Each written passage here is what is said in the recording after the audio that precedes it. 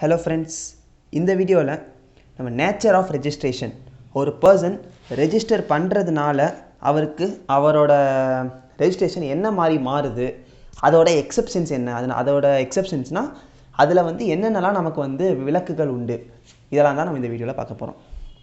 First nature of registration, அவர் என்ன மாதிரி ஜிஎஸ்டியில் ரெஜிஸ்ட்ரேஷன் பண்ணலாம் அப்படிங்கிறத பார்க்கலாம். PAN based registration, PAN number compulsory. ஒரு ஜிஎஸ்டி ரெஜிஸ்ட்ரேஷன் பண்ணுறதுக்கு பேன் நம்பர் கம்பல்சரி. ஸோ ஒவ்வொரு பேனுக்கும் ஒவ்வொரு ரெஜிஸ்ட்ரேஷன் எடுத்துக்கலாம். அதான் பேன் பேஸ்டு ரெஜிஸ்ட்ரேஷன். ஒரு பேன் நம்பருக்கு ஒரு registration or more than one registration எடுத்துக்கலாம். அடுத்து ஸ்டேட் பேஸ்டு ரெஜிஸ்ட்ரேஷன். ஒரு ஸ்டேட்டில் அவர் பிஸ்னஸ் பண்ணுறாருனா ஒரு ரெஜிஸ்ட்ரேஷன், இன்னொரு ஸ்டேட்டில் பண்ணுறாருனா இன்னொரு ரெஜிஸ்ட்ரேஷன். இது செகண்ட் டைப் ஆஃப் ரெஜிஸ்ட்ரேஷன்.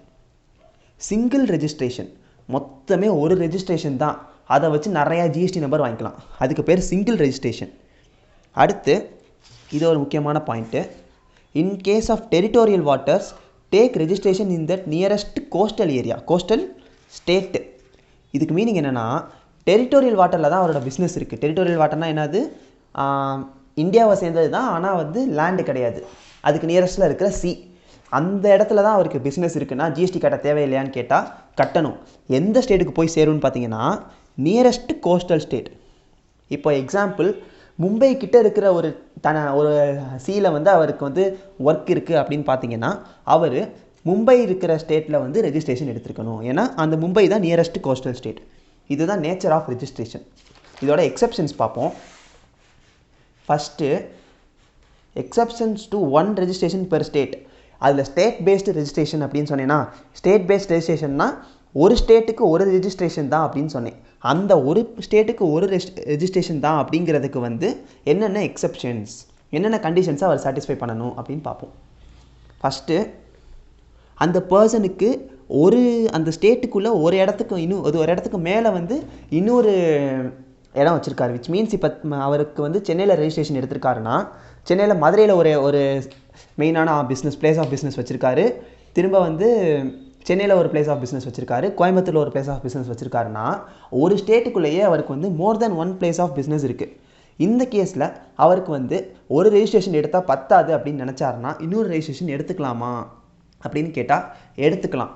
ஆனால் கண்டிஷன், பிஸ்னஸ் வெர்டிக்கல். இந்த வேர்டை நல்லா ஞாபகம் வச்சுக்கோங்க, ரொம்ப ரொம்ப இம்பார்ட்டண்ட்.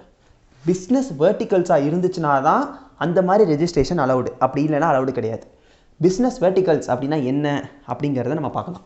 இப்போ அவர் வச்சுருக்கிற பிஸ்னஸ் பார்த்திங்கன்னா, மதுரையில் பண்ணுற பிஸ்னஸ் ப்ராஃபிட் வர்றதே ரொம்ப கஷ்டம். எப்போயாச்சும் தான் ப்ராஃபிட் வரும், ஆனால் வந்தால் பயங்கர ப்ராஃபிட் கிடச்சிடும். சென்னையில் பண்ணுற பிஸ்னஸ் அதுக்கு ஆப்போசிட், எப்போவுமே ஒரு ஃபிக்ஸட் ப்ராஃபிட் வந்துக்கிட்டே இருக்கும். இந்த மாதிரி பண்ணுறது ரெண்டு ஆப்போசிட், ஒன்று ஃபிக்ஸடான இன்கம், இன்னொன்று இன்கமே வராத கேஸ். இந்த மாதிரி ரெண்டு ஆப்போசிட்ஸ் இருந்துச்சுன்னா அதுக்கு பேர் தான் பிஸ்னஸ் வெர்டிக்கல். ஏன்னா வெர்டிக்கல் அப்படின்னா என்னென்னு எல்லாருக்கும் தெரியும், அப்படியே ஆப்போசிட்டாக இருக்கிறது தான் வெர்டிக்கல். ஸோ அந்த மாதிரி பிஸ்னஸாக இருந்துச்சுன்னா ஒரு ஸ்டேட்டுக்குள்ளே அவர் மோர் தென் ஒன் ரெஜிஸ்ட்ரேஷன் எடுத்துக்கலாம். அடுத்து ஜிஎஸ்டி, அவரோட ஜிஎஸ்டி நம்பர் செக்ஷன் 10. செக்ஷன் 10 என்ன பார்த்தோம், composite taxable person. Composite taxable கேஸில் இருந்துச்சு, அவர் காம்போசிட் டாக்ஸபிள் பர்சனாக அவரை ரெஜிஸ்டர் பண்ணியிருந்தாருன்னா அவரோட மித்த ஜிஎஸ்டி நம்பர்ஸ் இருக்குல்ல, வேறு ஸ்டேட்டில் பண்ணுறது, வேறு இடத்துல பண்ணுறது, இன்னொரு ரெஜிஸ்ட்ரேஷன் எல்லாமே காம்போசிஷன் டாக்ஸபிளாக தான் இருக்கணும். ஒரு இடத்துல காம்போசிஷன் வாங்கிட்டு இன்னொரு இடத்துல ரெகுலராக மாற்ற முடியாது. இன்னொரு இடத்துல ரெகுலர் வேணும்னு நினச்சார்னா அவர் இதையும் ரெகுலராக மாற்றிட்டு தான் இதை ரெகுலராக மாற்ற முடியும். இதுதான் செகண்ட் கேஸ் ஆஃப் எக்ஸப்ஷன். அடுத்து tax invoice or bill of supply. அவர் டேக்ஸ் இன்வாய்ஸோ பில் ஆஃப் சப்ளையோ இஷ்யூ பண்ணால் மட்டும்தான் அவர் அந்த ஒன் ரெஜிஸ்ட்ரேஷன் பெர் ஸ்டேட்டுங்கிற எக்ஸப்ஷனுக்குள்ளே வருவார். அது இஷ்யூ பண்ணாமல் விட்டார்னா அவருக்கு அந்த கேஸ் எக்ஸாம்பிள் ஆகாது. இதுதான் exceptions to one registration per state. அடுத்து special economic zone. Special economic ஜோனில் அவர் ஒரு பிஸ்னஸ் பண்ணுறதா இருந்தாருன்னா கம்பல்சரியாக அந்த ஸ்பெஷல் எக்கனாமிக் ஜோன் ஒரு பர்டிகுலர் ஸ்டேட்டுக்குள்ளேயே இருந்தாலும் கம்பல்சரியாக அவர் தனியாக ரெஜிஸ்ட்ரேஷன் எடுத்துக்கணும். விச் மீன்ஸ் என்னென்னா, இப்போ இந்த ஸ்பெஷல் எக்கனாமிக் ஜோன் தமிழ்நாடு கிட்ட தூத்துக்குடின்னு வச்சுப்போம்.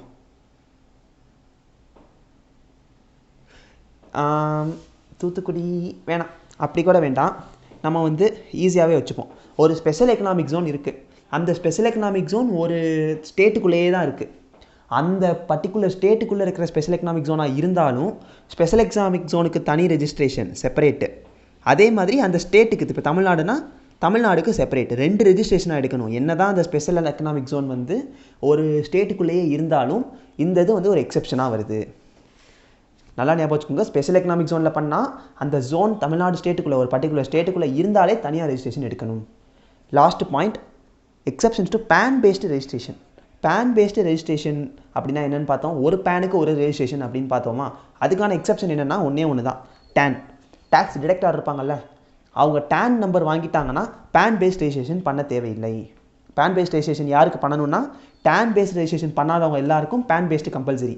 இவர் ஒருத்தவருக்கு டேன் நம்பர்னா என்னது, டேக்ஸ் டிடக்ஷன் பண்ணுறதுக்கான ஒரு நம்பர். அந்த நம்பர் இஷ்யூ பண்ணிட்டாருன்னா பேன் பேஸ்ட் ரெஜிஸ்ட்ரேஷன் தேவையில்லை. இதுதான் லாஸ்ட் எக்ஸெப்ஷன். ஏதாச்சும் டவுட்ஸ் இருக்குன்னா கமெண்ட் செக்ஷனில் கேளுங்க ஃப்ரெண்ட்ஸ். தேங்க்யூ.